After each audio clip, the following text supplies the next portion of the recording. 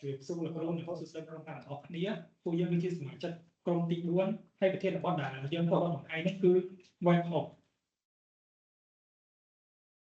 នេះគឺក្រុមក្រុមដែលមានវិជ្ជាការជាប្រធានក្រុមហើយនិងមិត្តរួមការងារដែលមានខ្ញុំសម្រាប់ចត្រាប្រធានហើយនិងរក្សានេះគឺថាបកបន្ថែមដែលយើងត្រូវធ្វើបទបង្ហាញតែទី1មាន definition ទី2មាន how it works ទី3មាន use case ទី4 project overview ទី5 identity ទី6 disadvantage ទី7 demo ចូលដល់ចំណុចទី1 definition ពុទ្ធគឺជាវិធីសាស្ត្រដែលប្រើសម្រាប់ដល់ព័ត៌មានពីប្រព័ន្ធមួយទៅប្រព័ន្ធមួយទៀតដល់នៅពេលដែលមានបទការណាមួយកើតឡើងវាដំណើរការដល់បង្កើត URL មួយដែលប្រព័ន្ធផ្សេងទៀតហ្នឹងអាចផ្ញើព័ត៌មាននៅពេលដែល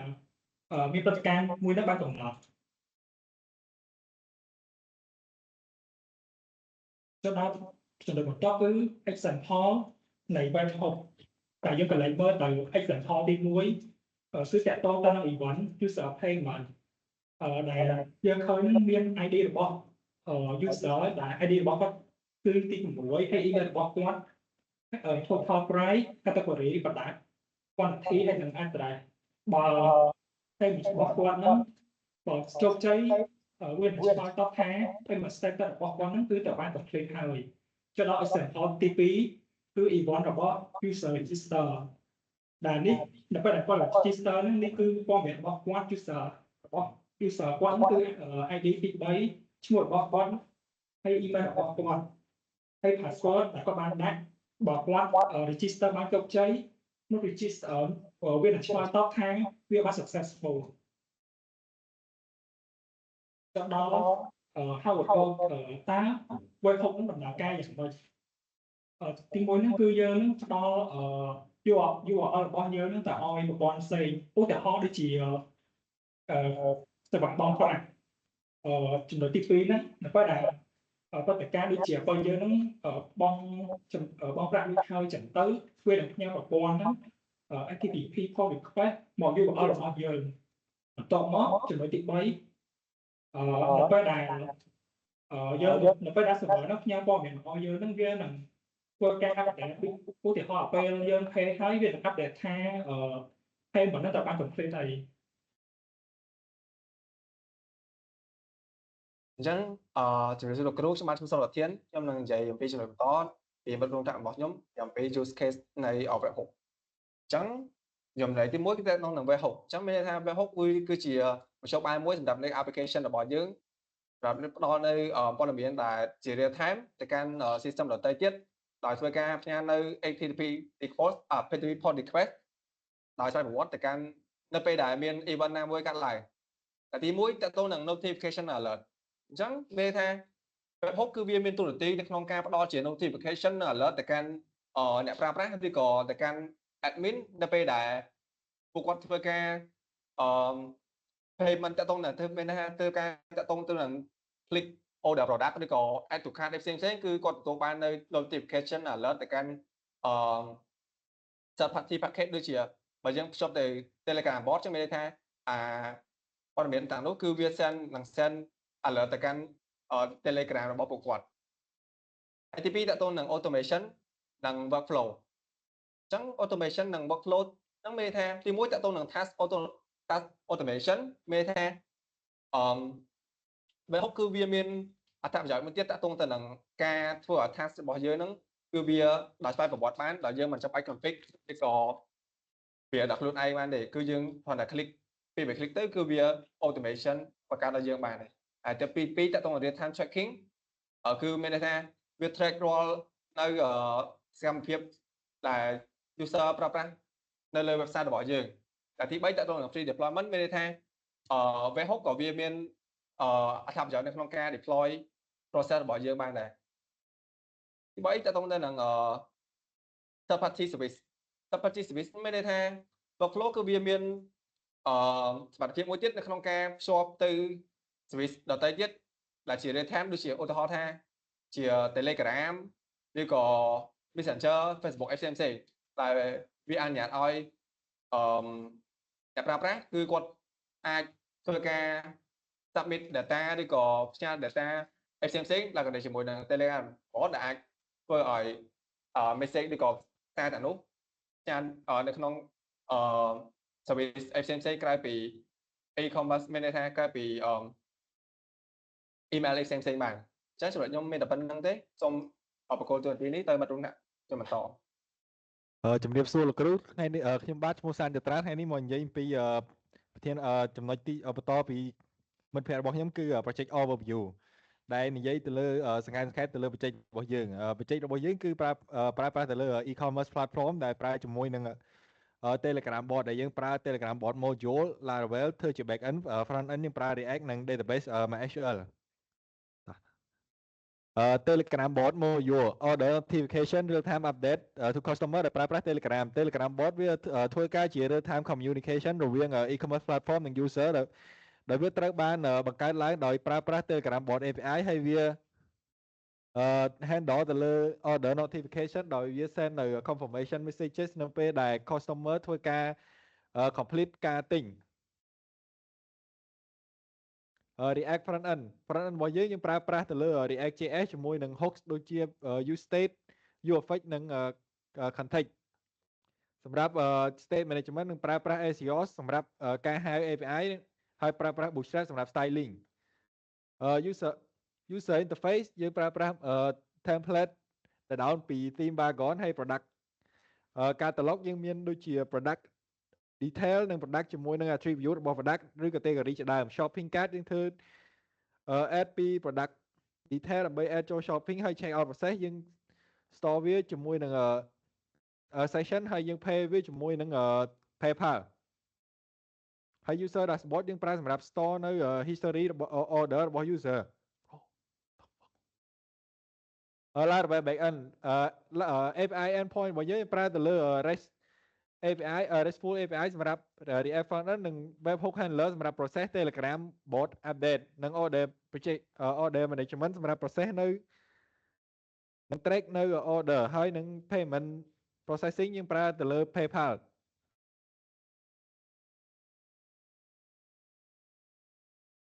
ហើយ database របស់យើងមានយើងប្រើប្រាស់ទៅលើ MySQL សម្រាប់ store នៅ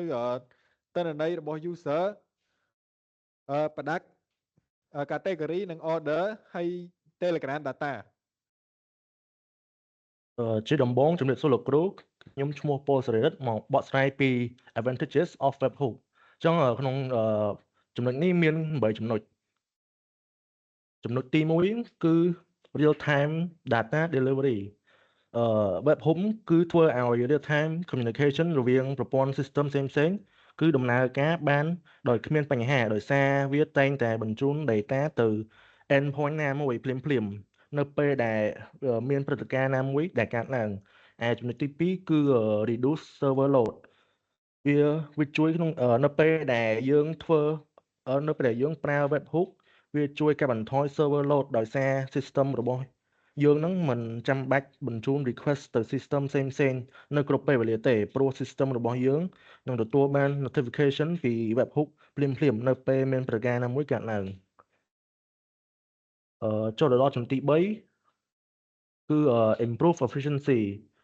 webhook គឺធ្វើឲ្យដំណើរការនៃ system មានភាព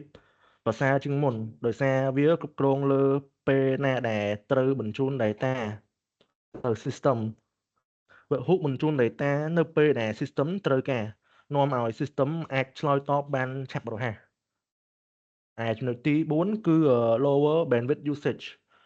webhook គឺជួយកាត់បន្ថយការប្រើប្រាស់ bandwidth ដោយវាបញ្ជូន data នៅពេលដែល system ត្រូវការតែប៉ុណ្ណោះវាមិនបញ្ជូន data ទៅ system គ្រប់ពេលវេលាទេចូលដល់ចំណុចទី5គឺ simpler integration webhook គឺងាយស្រួលក្នុងការដាក់បញ្ចូលនិងប្រើប្រាស់ក្នុងប្រព័ន្ធ system ផ្សេងៗដោយសារវាប្រើ standard HTTP request ដើម្បីបញ្ជូន data ពី application មួយទៅ application មួយទៀតនៅពេលដែលមានព្រឹត្តិការណ៍ណាមួយកើតឡើងចំណុចទី6គឺ cost effective ចំណុចនេះចង់និយាយថានៅពេលដែលwebhook វាជួយក្នុងការកាត់បន្ថយការចំណាយលើ infrastructure របស់យើង ដោយសារវាជួយកាត់បន្ថយលើ resource usage របស់ system របស់យើងនិងចំណុចទី7គឺ scalability webhook ជួយក្នុងការគ្រប់គ្រង system របស់យើងទោះបីអ្នកប្រើប្រាស់មានការកើនឡើងច្រើនក៏ដោយក៏ system យើងអាចដំណើរការបានធម្មតាដោយមិនចាំបាច់មានការផ្លាស់ប្ដូរច្រើននិងចំណុចចុងក្រោយគេគឺ better user experience webhook គឺធ្វើឲ្យ system ដំណើរការបានលឿននិងឆ្លើយតបបានឆាប់រហ័សនាំឲ្យអ្នកប្រើប្រាស់ហ្នឹងមានភាពពេញចិត្តទៅលើ system របស់យើងអញ្ចឹងចំណុចរបស់ខ្ញុំប៉ុណ្្នឹងទេសូមផ្ដល់ឱកាសទៅដល់រក្សា ជំរាបសួរលោកគ្រូខ្ញុំបាទឈ្មោះតានរក្សានឹងឡើងមកនិយាយបន្តពីមិត្តរបស់ខ្ញុំនិយាយអំពីគុណវិបត្តិនៃ webhook ចំណុចទី1ហ្នឹងគឺ limit functionality ទី2គឺ security concern ទី3គឺ availability issue debugging complexity lack of bidirectional communication data consistency not ideal for complex integration limit error handling ចំណុចទី1ហ្នឹងគឺ limit functionality webhook ហ្នឹងគឺត្រូវបានរចនាឡើងសម្រាប់ទំនាក់ទំនងដែលមានតែមួយផ្លូវទេគឺ one way request one way ដែលអាហ្នឹងគឺយើងអត់អាច request ឬក៏ modify data នឹងបានទេដល់ពេលដែលយើងបញ្ជូនតំណែងទៅហើយបើសិនបើឧទាហរណ៍ដូចជាបើសិនបើអ្នកផ្ញើទិន្នន័យទៅកាន់អ្នកប្រើប្រាស់នៅខាងក្រៅអញ្ចឹងហើយក្រោយមកយើងចង់ធ្វើតបមកយើងត្រូវការធ្វើបច្ចុប្បន្នភាពទិន្នន័យហ្នឹងអញ្ចឹងយើងអាចធ្វើកែទិន្នន័យហ្នឹងបានទេតាមរយៈ webhook ដោយយើងអាចប្រើកម្មវិធីផ្សេងដូចជាការហៅ API មកប្រើជាដើម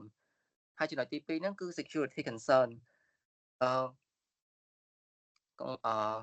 security concern webhook ហ្នឹងគឺវាប្រឈមទៅនឹងហានិភ័យជាច្រើនដូចជាការស្ទាក់ចាប់ទិន្នន័យដូចជាពួក hacker ហ្នឹងវាស្ទាក់ចាប់ទិន្នន័យរបស់យើងដែលយើងបញ្ជូនទៅបុគ្គលទី2អញ្ចឹងទៅហើយទិន្នន័យរបស់យើងអាចបាន encrypt ពេកអញ្ចឹងហើយធ្វើឲ្យទិន្នន័យហ្នឹងអាចhacker ហ្នឹងយកទៅប្រើប្រាស់ក្នុងផ្លូវអាក្រក់ណាមួយអញ្ចឹងទៅហើយចំណុចទី3វិញគឺ availability issue គឺបើសិនបើម៉ាស៊ីនមេម៉ាស៊ីនរបស់វាហ្នឹងគឺ receiving server ហ្នឹងវាធ្លាក់ចុះនៅ webhook ហ្នឹងគឺវាអាចផ្ដល់ទិន្នន័យបានទេដែលអាចនាំឲ្យបាត់បង់ទិន្នន័យនិងរំខានដល់ដំណើរការសំខាន់ហើយប្រព័ន្ធមួយចំនួនហ្នឹងគឺព្យាយាមបញ្ជូនទិន្នន័យឡើងវិញប៉ុន្តែវាអាចបន្ថែមភាពស្មុគស្មាញនិងមានការភ័ន្តច្រឡំនិងនាំឲ្យមានការភ័ន្តច្រឡំកើតឡើងបានហើយចំណុចទី4វិញគឺdebugging complexity វាអាចជាការពិបាកក្នុងការដំណើរការwebhook ហ្នឹងដោយសារតែ webhook ហ្នឹងវាដំណើរការនៅផ្នែកខាងក្រោយដោយឡែកពីកម្មវិធីនៅផ្នែកខាងកម្មវិធីចម្បងនេះមានន័យថានៅពេលដែលមានអ្វីខុសអាចធ្វើឲ្យមានការកំណត់អត្តសញ្ញាណហ្នឹងវាអត់មានការច្បាស់លាស់ទេថាកើតនៅកន្លែងណាឬក៏កើតនៅពេលណាហើយអ្នកអភិវឌ្ឍកម្មវិធីហ្នឹងគឺត្រូវចំណាយពេលច្រើនក្នុងការរកបញ្ហាដែលកើតមានឡើងហ្នឹងហើយចំណុចទី5គឺ lack of bidirectional communication webhook ហ្នឹងគឺអាចផ្ញើទិន្នន័យបានតែវិធីមួយទេមិនដូច API ទេដែលវាអនុញ្ញាតឲ្យមានទំនាក់ទំនងពីរផ្លូវបានគេហទំព័រ webhook ហ្នឹងគឺមិនផ្ដល់មធ្យោបាយដើម្បីបញ្ជាក់ការទទួលឬក៏ឆ្លើយតបសារទេការកំណត់ហ្នឹងគឺអាចរារាំងការធ្វើសមកម្មទិន្នន័យរវាងប្រព័ន្ធបានហើយចំណុចទី6វិញគឺ data consistency នៃទិន្នន័យជាមួយនឹង webhook អាចប្រឈមបញ្ហានៅពេលដែលទិន្នន័យត្រូវបានបញ្ជូនពីប្រព័ន្ធមួយទៅប្រព័ន្ធមួយទៀតការពន្យាពេលណាមួយអាចបណ្ដាលឲ្យព័ត៌មានមិនស៊ីគ្នាឧទាហរណ៍ដូចជាប្រព័ន្ធបើសិនបើប្រព័ន្ធមួយធ្វើបច្ចុប្បន្នភាពទិន្នន័យប៉ុន្តែមួយទៀតហ្នឹងមិនបានទទួលវាភ្លាមទេអាចនាំឲ្យមានការភ័ន្តច្រឡំឬមានកំហុសកើតឡើងចំណុចទី7 not ideal for complex integration អាហ្នឹងគឺវា webhook ហ្នឹងគឺវាអត់ វាអត់សមទេសម្រាប់ប្រព័ន្ធដែលស្មុគស្មាញដែលត្រូវការអាប់ដេតញឹកញាប់ឬក៏មានទំនាក់ទំនងពីផ្លូវការភ្ជាប់ webhook ហ្នឹងគឺច្រើនគឺអាចខ្លាចជារឿងពិបាកហើយចំណុចទី8គឺ limit error handling webhook ហ្នឹងគឺមានការដោះស្រាយកំហុសហ្នឹងគឺមានកំណត់មានថាពួកគេហ្នឹងគឺអត់ផ្ដល់នៅ feedback ដែលកែលម្អភ្លាមដល់យើងទេប្រសិនបើយើងធ្វើអ្វីមួយខុសនៅពេលទទួលទិន្នន័យនេះអាចធ្វើឲ្យមានការពិបាកក្នុងការដឹងថាតើមានបញ្ហាណាមួយកើតឡើងឬក៏មានការពន្យាពេលណាមួយក្នុងការដោះស្រាយបញ្ហាចំណុចខ្ញុំចាប់តែប៉ុណ្្នឹងឯងសូមឲ្យមិត្តរួមក្រុមខ្ញុំនិយាយបន្តទៀតបាទជំរាបសួរលោកគ្រូខ្ញុំឈ្មោះវិជ្ជការដែលតំណាងជាមេក្រុម ទី4អញ្ចឹងឥឡូវខ្ញុំសូមធ្វើការចាប់ផ្ដើមការ demo នៃ project របស់យើង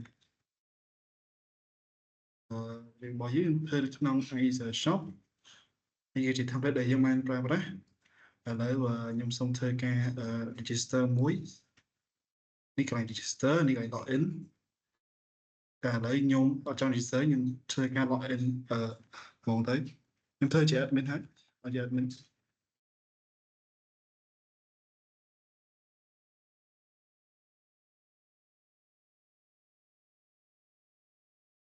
ទៅពេល launch admin យើងបានទាំង admin panel ឲ្យយើងមើល product មើល category របស់យើងមើល user មើល order អីចឹងណានេះគឺជា product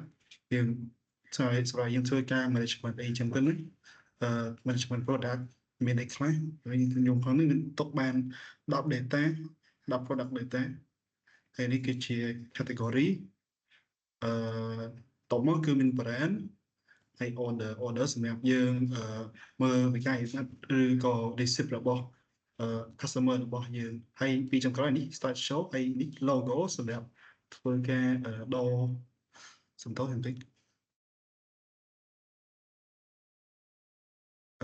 ហ្នឹងហើយ logo សម្រាប់ធ្វើការដូរ logo e-commerce របស់យើងយើងអត់ធ្វើនេះទេតែច្រឡំតន់ធ្វើ icon នៅក្នុង tab ទេតែ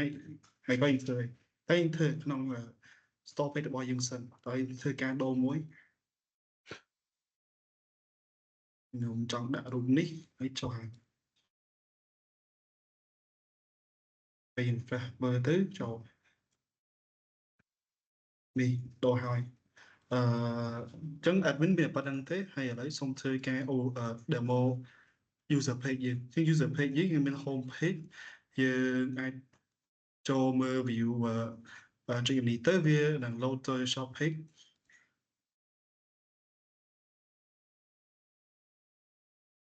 ហើយផ្សេងពីហ្នឹងគឺដូចសម្រាប់ប្រសាទ demo showcase category ជាដើមវិញអញ្ចឹងអានេះដូច slide show មុនដែរនេះ product page ទៅអស់ហើយនេះគឺ brand ក្នុង shop យើងខ្ញុំបានបង្កើត category brand ខាងឆ្វេងសម្រាប់ធ្វើការ filter តែខ្ញុំមិនចុចទេខ្ញុំមើលអស់សិនហើយខាងនេះគឺសម្រាប់មើល product detail យើងអាចចុច add card បានដើម្បីវាចូលតែខាងទៅវា load ចូលហើយផ្សេងពីនោះចុចបានតែយើងចុចពីក្រោយក៏បានយើងអាច add ពីក្រោយចុចក៏បានហើយ add ចុចទៅវា load ចូលហើយចឹងឥឡូវខ្ញុំសុំទិញតែ4 product ក៏បានប៉ុណ្្នឹងនេះ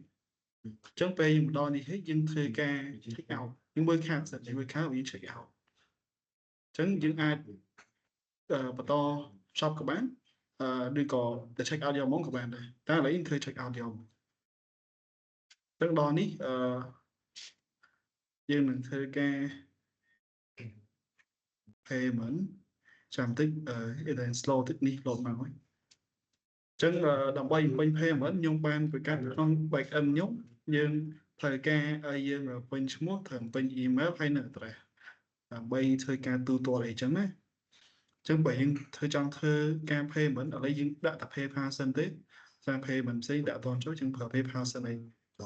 វាជិតនឹងទៅ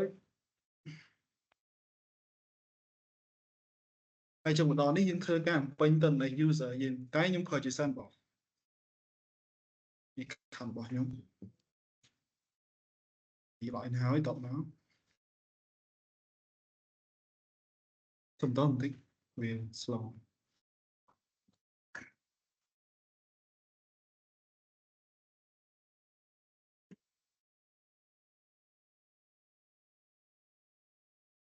Thôi nhóm expand chẳng bị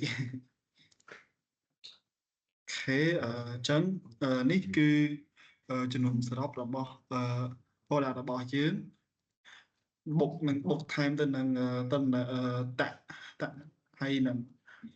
đọc lại một chỗ này tiết chẳng bền tới những khó trách và đi tới lỗ trội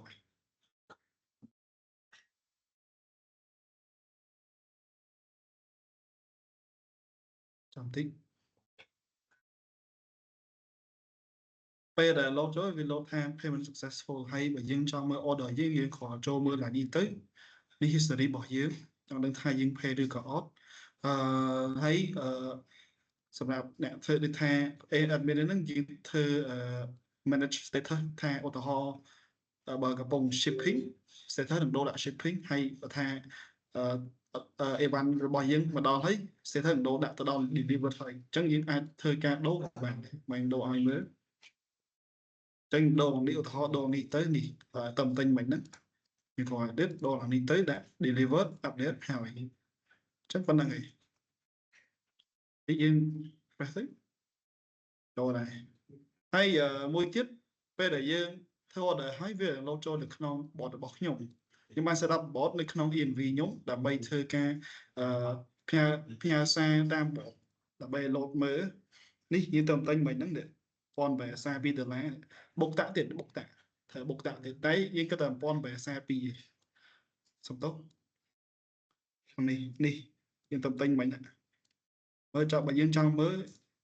ជាងផ្ទាត់មើលបាន silver necklace silver bracelet Nike Air Jordan ហើយមើលក្នុងនេះ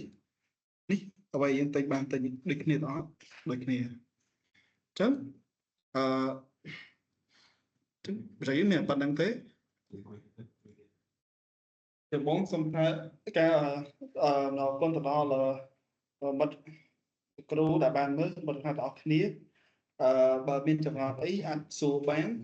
អាច comment នៅក្នុង YouTube ក៏បានដែរឬក៏ផ្ញើសារក៏បានដែរអញ្ចឹងប៉ុណ្្នឹងទេហើយនេះគឺជា lab ដែលយើងបានដាក់ឲ្យមិនបិទរូបថាទាំងអស់គ្នា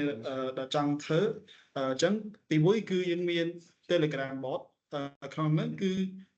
យើងចង់ឲ្យពួកគាត់បង្កើត Telegram bot មួយណាក៏បានដែរឲ្យតែ send token នេះបាន send token របស់ bot អីដើម្បីដាក់ចូល ENV យើង 3M នេះអញ្ចឹងហើយទី2គឺចង់ឲ្យយើងខ្ញុំដូចខ្ញុំនិយាយមុនហ្នឹងអញ្ចឹងពេលយើងបង្កើត bot ហើយយើងយក token ឬក៏ code ពី bot របស់យើងដែលយើងបានបង្កើតហើយដាក់ចូលក្នុង 3M អញ្ចឹង 3M ផល advertising ប្រាប់ហើយចុងក្រោយគឺចង់ឲ្យទី3 send message ធ្វើ bot ហ្នឹងមានន័យថាចង់ឲ្យពួកគាត់បង្កើត controller អីមួយហើយដាក់ message អីក៏បានដែរ hello world ជាដើមអីចឹងទៅណាហើយពេលបង្កើតហើយចង់ឲ្យពួកគាត់ធ្វើមិនពេលដែលរត់ទៅឬ control ហ្នឹងទៅវា send bot ហ្នឹង send message ឲ្យយើងវិញអញ្ចឹងប៉ុណ្្នឹងទេអរគុណច្រើន